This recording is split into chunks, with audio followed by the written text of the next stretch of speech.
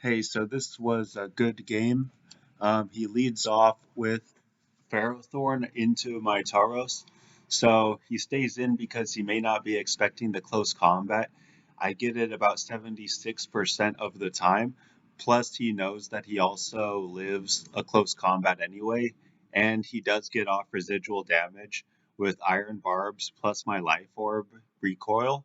Plus, he can just set up hazards anyway, like stealth rocks or spikes if he has them, or just like knock off, or just go for a lot of damage with Power Whip or Gyro Ball on my Tauros. So, for all these reasons, it makes sense for him to stay in, even if he knows, or even if he thinks I might go for close combat.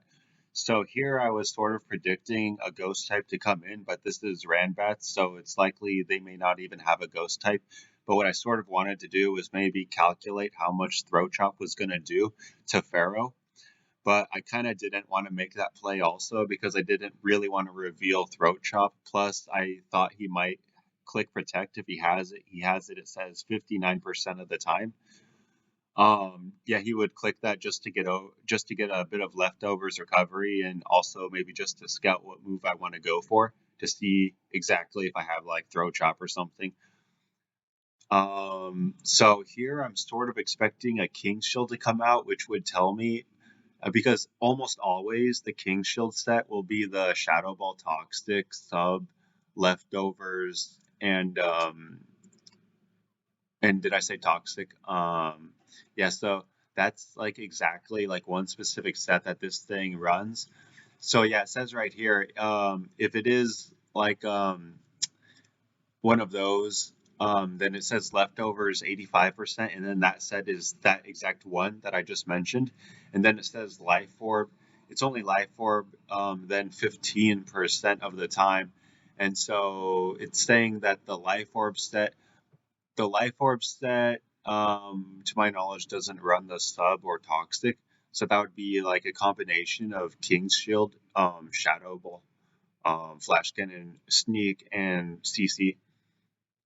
But then there's this other information down here where it says basically most of the time, 78% of the time when it's Life Orb, it'll actually be this specific set down below where it actually does not have King's Shield. So that tells you almost always you can sort of put your money on the fact that if you see a Life Orb or, well, yeah, obviously a band, but if you see a Life Orb come out, then it means 78% of the time it won't actually have the King's Shield, and you can also infer these things based on how the opponent is playing.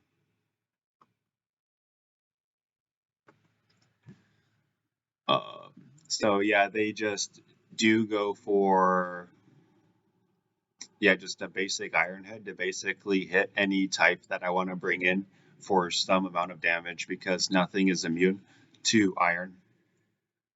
So unfortunately, they do get a crit there. I tried to get up cheeky rocks, but that didn't end up happening. They could have flinched me anyway. That may have been what they were going for. Plus, they probably didn't want to go back into Pharaoh because it gets outsped, and this thing usually has body press.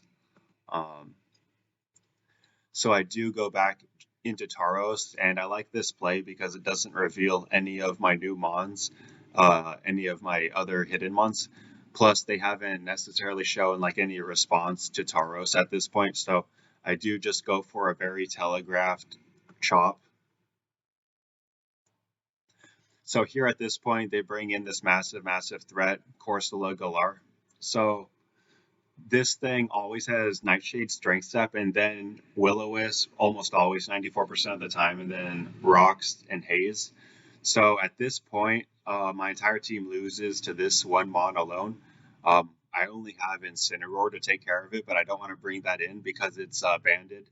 So it's not heavy duty boots, so it takes 25% damage every time it comes in.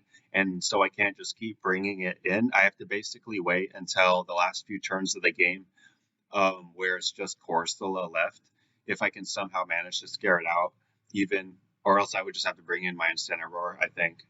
Um, but yeah, basically it would have to be his last Mon before I would want to reveal Incineroar, because otherwise, yeah, I can't just keep switching in and out of the Incineroar.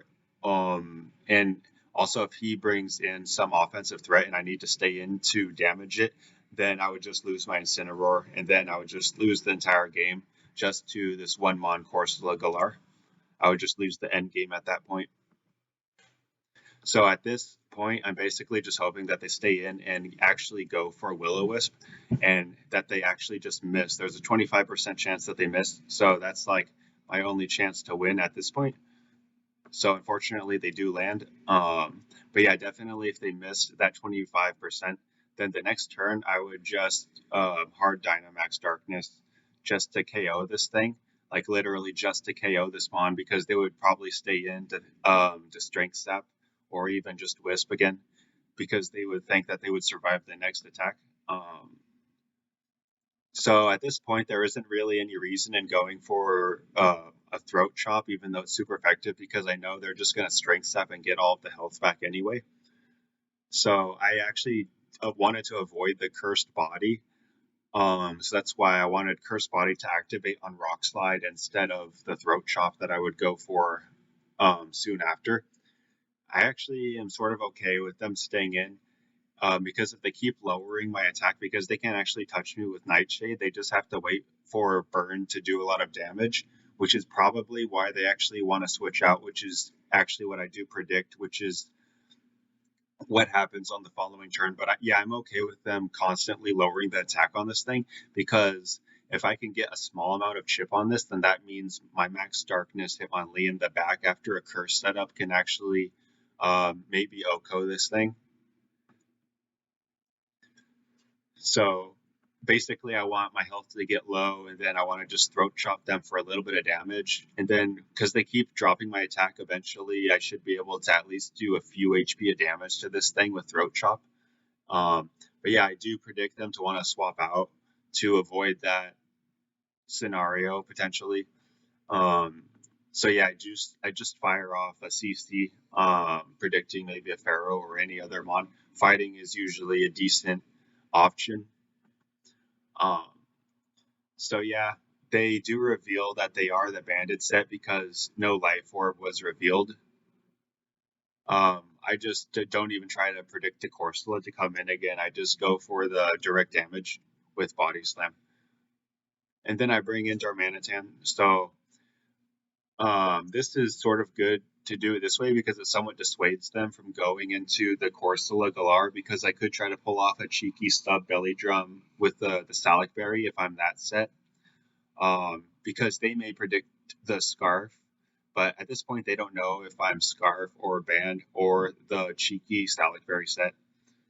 So I actually just go for the Flare Blitz to maybe catch a Pharaoh Sack, or even if they want to go Corsola Galar, then I might even get a burn, because I have 2 chances to burn, because I would just, or even more than that, if I just keep on clicking the Flare Blitz.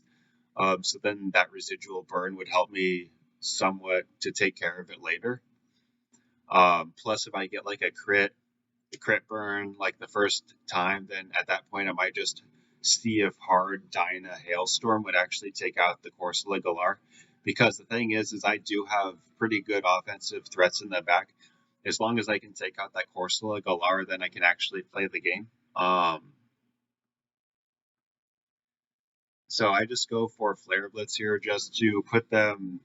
I actually want to go down here somewhat, or it's okay. So that's why I just go for a Flare Blitz into Blaziken not to miss, rather than like a U-turn or a Superpower or whatever, which wouldn't even touch the Corsola Galar. Because yeah, it's fine. It's actually perfectly fine that I go down here, because even if Flare Blitz doesn't KO them, they'll go down to recoil anyway from their own Flare Blitz. So that was my plan for that. Because then I can bring in a new switch in. Because this is a Banded Incineroar, which they know because I took rocks damage. They know I'm either Scarf or Band.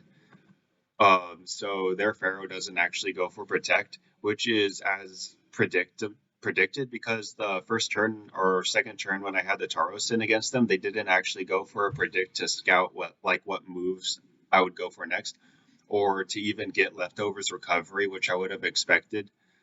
So yeah, I'm pretty certain this Pharaoh just never even had Protect. which is actually good because then they would have clicked that to scout like which move I wanted to go for my Scarf or Banded Incineroar. So yeah, I just go for the knockoff because it basically would KO both the Pharaoh and the Corsola Galar or knock off an item on whatever mon he wants to bring in.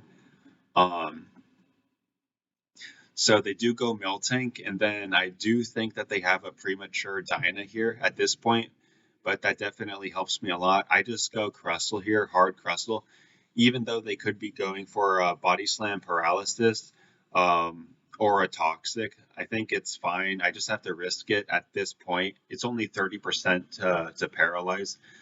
But yeah, I basically have to risk it. You have to know what risk to take, or else if I didn't take any risk like this, I would just automatically lose the game. Um, but yeah, if they do want to go back into Corsola Galar, at least I have a chance if I bring in the Crustle here on the Miltank because I can Shell Smash, and then if they go Corsola Galar, what I was thinking, because that would probably be like what I would expect them to actually do.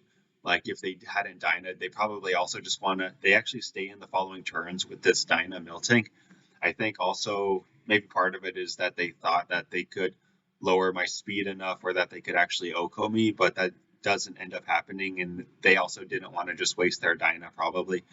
But yeah, I think the play they probably should have made was just to swap back out into Corsola Galar. And then at that point, though, I would be able to at least predict a Will-O-Wisp miss or a Strength Sap. If they would have Strength Sapped, I would have just Shell Smashed again. So then I'd be +3 attack, or I guess plus 2.5. And then I would see if Dyna Rock would just Oko from that point. Or or at least I'd be able to potentially dodge a Wisp. And it says there's only a 30% chance that they actually have Haze, so it's more likely that they're Nightshade, Strength Sap, Will-O-Wisp, and Stealth Rock than having Haze. Um, so at that point, I basically just have to play as though they don't actually have the Haze, because my Incineroar can basically never come in. Like, this is exactly what I was saying initially, because Incineroar will never break through this Miltank. If I go for a Flare Blitz, it could have Thick Fat, and if it doesn't, then it just keeps clicking Milk Drink until I go down. And Knockoff only does more initially, and then it gets weaker after their item is gone, so it'll never break through this Miltank. Um, yeah, so basically have to save Incineroar until Corsola is basically like their last mon. Um, so yeah, luckily they do stay in. Um, and then I am able to get off a couple of Shell Smashes, so I actually am slower than this Miltank, so I might as well go for one more Shell Smash. And then um, regardless of if they stay in or not, I'm just gonna hard Dyna because they can't KO me anyway with any move they want to go for. The only thing to fear really is like a Body Slam full paralysis, but you just have to risk it at this point in the game. So they do go into a Rock Resist, but the nice thing about my setup is that I'm +3 and I'm going for a Rock move. And the thing is that nothing is immune to a rock fall. There's literally nothing in the game that can take a rock fall like that, plus any other move that I'd want to go for. Um, except maybe like a Quagsire or a Pukumuku, which are literally like 2 out of like over 1,000 like different possible sets of like all the mons in this metagame. So it's really unlikely that they would actually have them, like 1% chance. So here I just go for the rock fall. So yeah, there's no point in any other moves than 3 rock falls in a row. And then I do go for the X Scissor just because I don't want to have the 20% chance to miss Stone Edge and do 0 damage. I think it's better to at least put this Miltank really low to basically force them to play how I want them to play. So then they could actually go for an EQ here, but I really just wanted to get off the Intimidate. And it's actually good that I had them low because they do instead choose to click the Milk Drink, which was yeah, something they would likely do just based on the fact that I did put them low. So that's another good thing. You can sort of guide your opponent into playing how you want them to play. If you make certain plays yourself, like how I put them really low, that sort of forces them to, I guess, worst case, they'd go for an earthquake, but most of the time there, they probably go for a milk drink thinking I might go for a flare blitz or like a knock, and then they can just probably toxic milk drink stall me out, or just go for like body slam paralysis and keep clicking milk drink until they get back to full, and then I get fully paralyzed, and then they just KO me. So I do go for the parting shot just to be really safe, and it's okay to bring in Hitmonlee at this point because I am slower, so I get off the safe parting shot, so there's no chance that they can toxic or body slam paralyze this Hitmonlee coming in. And then Sand turns end as well, so I take less residual. Also, it's a fighting type, so it takes only half damage from the Stealth Rocks.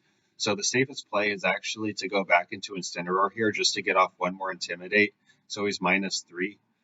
Um, yeah, because really the big fear here is like if he paralyzes my Hitmonlee, which is actually pretty likely, it's a 30% chance. So I think my best play here is I'm pretty certain close combat doesn't KO here. So I think my best play is just to go for the curse actually, which is what I do. Just so that in case if I do get paralyzed, my defense is really high. So I'd have to then be paralyzed like 3 or 4 turns in a row in order for them to win, or they would need to get a critical hit. Um, yeah, what I could have also done was calculate if close combat did 95% damage, because if it always does at least that much minimally, then that would have been the best play because then you risk fewer turns of being fully paralyzed. Uh, like for example, if he went for body slam and I went for close combat, but if I got fully paralyzed and then they live on like 1 health, then that means I just have more chances to get paralyzed than if I had just initially gone for close combat just for game.